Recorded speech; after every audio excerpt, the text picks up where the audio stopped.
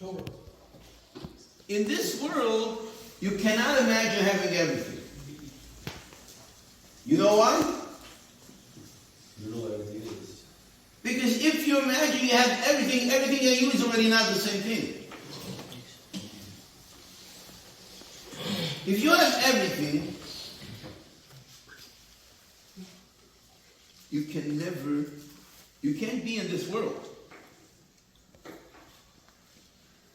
But the Gemara does say that Avraham, Yitzchak, and Yaakov, they got everything. Hashem blessed them with everything. You know why?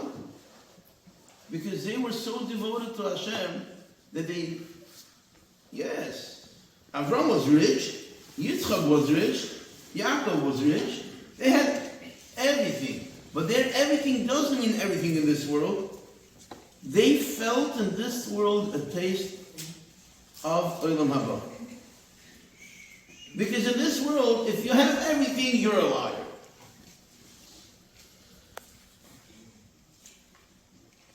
One-on-one, you can think and realize that you cannot have everything in this world. But you know what means everything? If you feel a taste of the world to come here. Can you tell me when Hashem gives you a taste of the world to come? You want to say that there's no limit how many grandchildren you can have? What do you think? SHVAT. You got it. Every Shabbos Hashem gives us a taste of everything.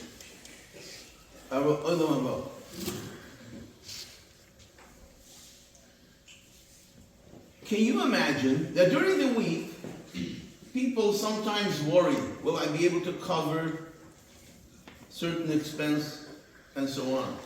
On Shabbos, we know that everything that's going to happen during the week comes from Shabbos. So on Shabbos, you can't worry. So everything is there in the physical way. Much more if you feel enjoyment of Hashem on Shabbos. Now, a person tells me, well, when I see on the clock Shabbos, I don't feel different. You know what that means? You put a blockage from seeing. Can you imagine something's in front of your eyes and you go like this? Of course you don't see. It's not if you need glasses and you don't put it. You put a block when it's right in front of you. I can put $1 million in front of you. I don't see it. But Hashem gives it to us.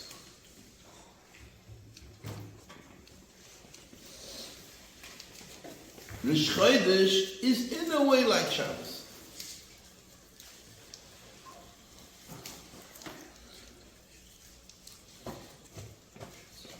There is a pasuk that that somebody came to Elisha, the Navi, and they asked her, why do you go today? It's not Rosh Chodesh and it's not Shabbos. So we see the connection that Rosh Chodesh also has somewhat of Shabbos. It's also ahead. Especially if we're talking about Rosh Chodesh SHVAT.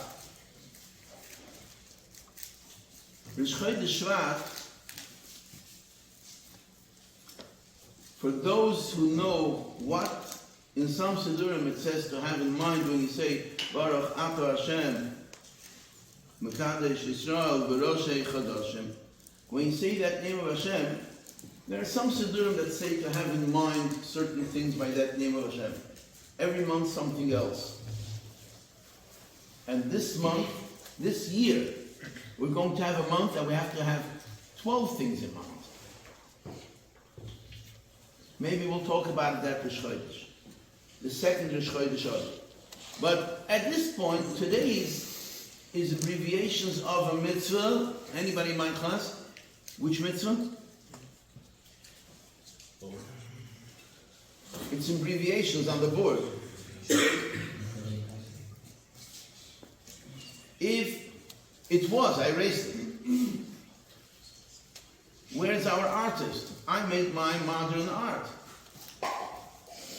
Nobody remembers that modern art on the board? With the animal. So what is the mitzvah? Carbon? What is the mitzvah? If a person promises that I'm giving this animal for Hashem, if he changed his mind and he wants to use another one, both of them belong to Hashem.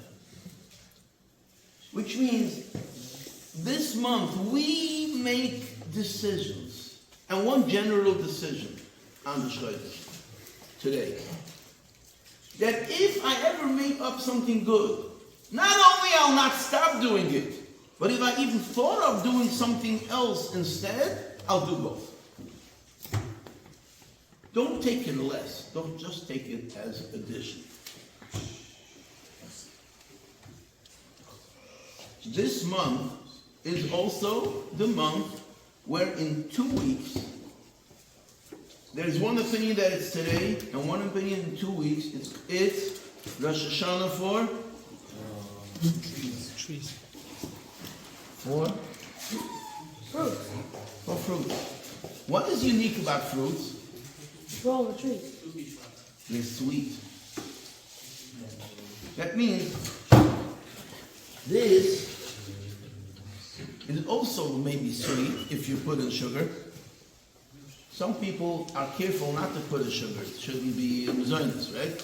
But I'm trying to say, but this is officially sweet. Also sugar.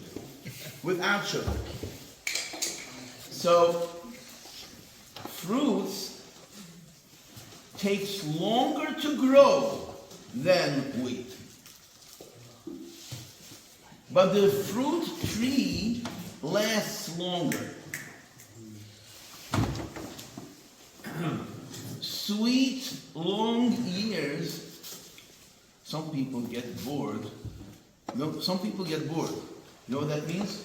They can't live long. They get bored. In camp, we have some trees, 300-400 years old. Just a tree. We have to see. Yeah. When we have desires to Hashem, it makes us unlimited production.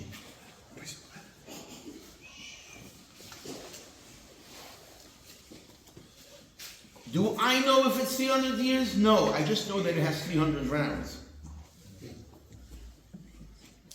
Or more.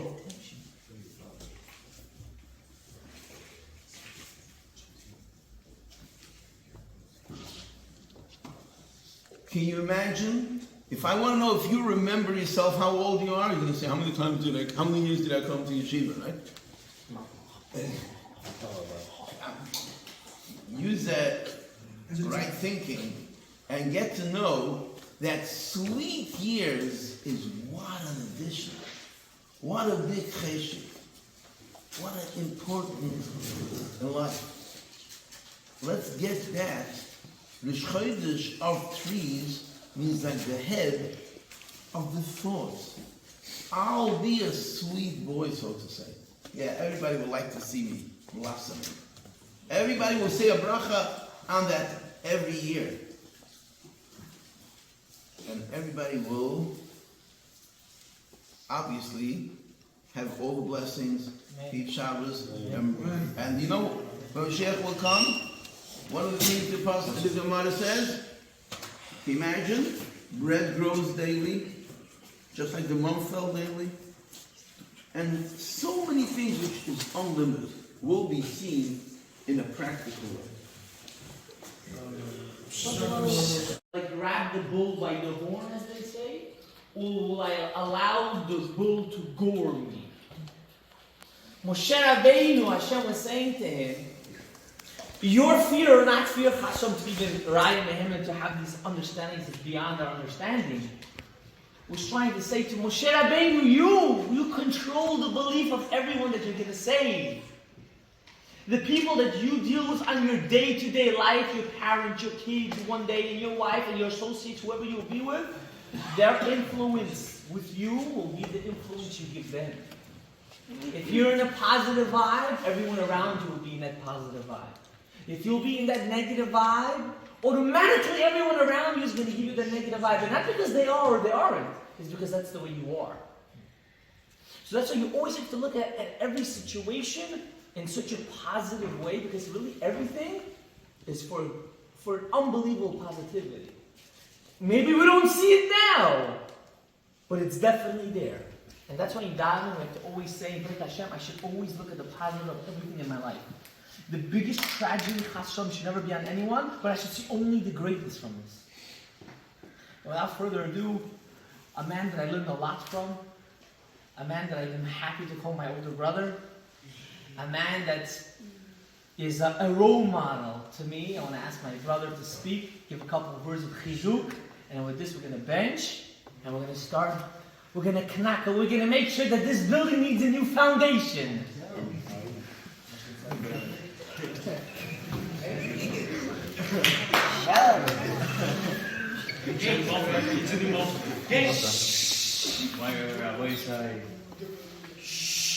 The great future tzaddikim, Lamed Vav tzaddikim, of course, and with the permission of the Rebbeim, the permission of the Rebbes, the Rosh Yeshiva, Kol Chagigah, with the permission of Kleinman, of course. You always right, Kleinman. You're right. You're wise. So I want to say one shot. First of all, I want to say what the Rosh Yeshiva said, or what Kleinman said, with the whole thing with Rav Hanania ben Tradja. I just want to show you something. But everybody in my class heard from me today. I'm sure you guys were nodding your head when Rabbi Kleinman was saying it. Today I came into class, and you guys don't know this, in the book Seder Olam, or Yosef ben Chalafta, it says today is the Yortzeit of Shaul HaMelech. Today is the day that Shaul HaMelech tragically passed away. And the reign of David basically was in the ascent. So I said I want to teach the kids today a kavanah, something to think of while you're davening. So it says in the book of the Ari Kadosh, it says over there, when you say Kel Nekamot Hashem, every morning before Hashem Melech, Hashem Malach, and you all stand up, it says before you say Kel Nekamot Hashem, you have to think in your mind that God has to avenge the 10 martyrs. I was teaching it to my senior class, to the seniors. And we went on one by one, and we got to Rabbi Hanania ben Tradja. And today the Rebbe gets up and he starts to speak about who? Rabbi Hanania ben Tradja. And it reminded me of a Baal Shem Tov. The Baal Shem Tov says, when you learn Torah and it connects to what you're doing and what you're seeing, it's called Torah Lishma. So it was a sign for me and to all my class that we're learning Torah Lishma because we're connected to the Rosh Yeshiva. So, and the chidush that he said today was a beautiful chidush. I don't know if you guys really grasp what he said, but it was a beautiful chidush. It's something that bothered me for a long time, of why did Rabbi Hanania ben Tradja accept the fact that he misplaced his tzedakah, and he put his other tzedakah and he connected his own money. That's why he's ben olam haba. Who here gives tzedakah? We all give tzedakah every day. Everybody here gives tzedakah. We try. What? Because now we're all ben olam haba? And the fact that he gave his neshama for HaKadosh Baruch Hu is not ben olam haba? And the whole story ends with the executioner killing himself with Rabbi Hanania ben Tradja and his mizuman l'chayei olam haba. But the whole story is, the whole point is that he misplaced the tzedakah, and that's why he's ben olam haba. And the point is that the Rebbe was saying over here, and I have to repeat because it was a beautiful kiddush. The real olam haba is, you know you have olam haba, when you're really doing Hashem's will, when you're going against your nature. When you're doing something you don't normally do. It's very easy for all of us to do the things that we love. How do I know I'm really doing something about the Baruch Hu? When I'm doing something that I don't want to do. It's hard for me to open up the Gemara and to learn the translation. It's hard for me to know the 613 mitzvot. It's hard for me to know 24. But I do it anyways. You're ben olam haba. By Rabbi Hanania was misplacing the tzedakah. By you could be opening the Gemara and learning another daf of Gemara. And that's how you know you're ben olam haba. And that's how you know your tefillah is also ben olam haba. That's what the Rebbe was saying, in my opinion, if I understood it correctly. And I want to say one more thought. Then you can dance. Rosh Chodesh. It says in this week's parasha, the plague starts. The plagues. The last plague, it says over there, that Paro admits that God is a tzaddik. He says, God is a tzaddik and I'm a Rasha. But Hashem said to Moshe, I don't care that he admitted it. I'm hardening his heart. So what is the question everybody asks? how could Hashem take away his free will? That's not fair. Suddenly we have a heart for Paro. Suddenly we feel for Paro. How did God do such a thing? Why are you playing around with him? He admitted God is a tzaddik. And everybody in the Mitzrim are Risha'im. So I heard an explanation. What does it mean that God took away his free will? When it says God took away his free will, what is free will, guys? Free will is when you don't see Hashem. When Hashem gave Paro his free will, when Hashem hardened his heart, you know what it basically really meant? That he gave him more free will. He hid himself again. When we put a blockage, as the Rebbe was saying, over our eyes, and we don't see Hashem, that means we think that Kochi ve'otzem yadi asali et Achai lazeh. We think we're running the world. So after 7 days, Paro said, you know what? I'm not letting them go. Well, why? What did Hashem do? He just took himself out of the picture again.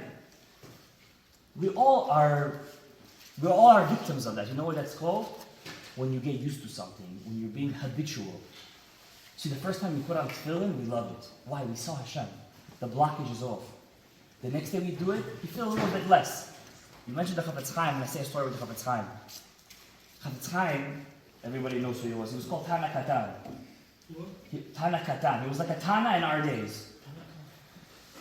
The Chafetz Chaim, in his days, there was mass Chilul Shabbat in Europe. The old Yidden in Europe were very, very strong in Avodas Hashem, especially the Haimish Yidden, the old ones.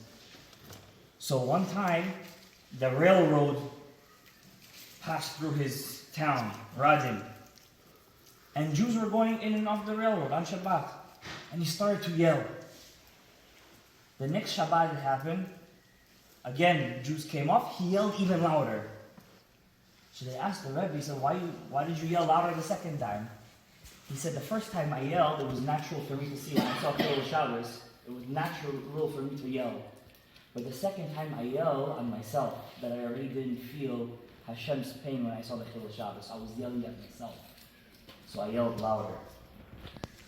To not be like Paro, we got to take off the blockage. We have to see that. We have to see Hashem is in our life.